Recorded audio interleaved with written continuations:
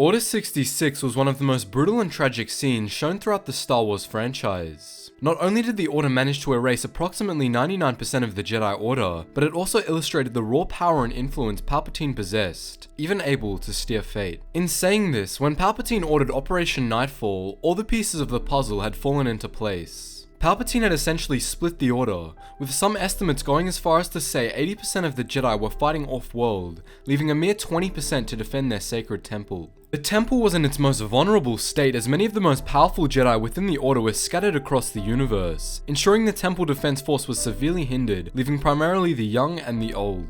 In saying this, however, the Jedi Temple Guard were, as the name suggests, the backbone of the sacred Jedi Sanctuary. This branch of the Jedi Order existed to serve the Force, uphold its laws, and protect all within from the vitriolic tendrils of the dark side, and would do so whatever the cost may be. When the Jedi Temple received information that something was very wrong, the temple gates were shut, preventing anyone from coming in or going out. The fatal mistake was made, however, when Gatemaster Jurok spotted Anakin Skywalker standing alone outside the temple, and opened the massive gates to ask him what was going on. No sooner had he asked the question, however, was he greeted with Anakin's blue lightsaber, and with that said, he was the first casualty of Operation Knightfall.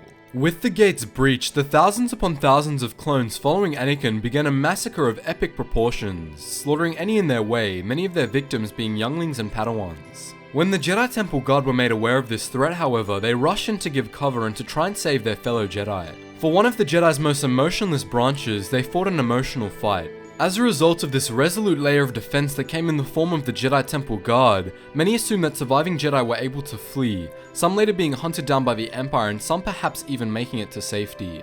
In saying this, although formidable foes, the Temple Guard realistically didn't stand a chance when Anakin inevitably intervened and were all slaughtered, fighting and dying for the Force. With that said, one extremely lucky Temple Guard managed to survive the fight and escape the massacre. In a cruel twist of irony, however, the Temple Guard who survived the attack was shaken to the core. All his fellow Jedi were dead and the temple had succumbed to the dark side. As a result of this internal conflict, he himself turned to the dark side and came to be known as the Grand Inquisitor, hunting for any rogue Jedi that also managed to survive that fateful day. The Jedi Order was shattered.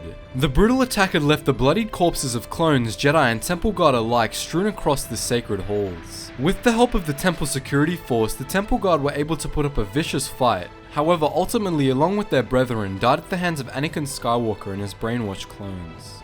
Don't forget to join our communities on Instagram and Discord for the latest updates, memes, and behind-the-scenes shots. As always, thanks for watching. For this video, I want you guys to comment in your opinion the most likely way Palpatine's fragile plan could have been shattered, therefore preventing Order 66.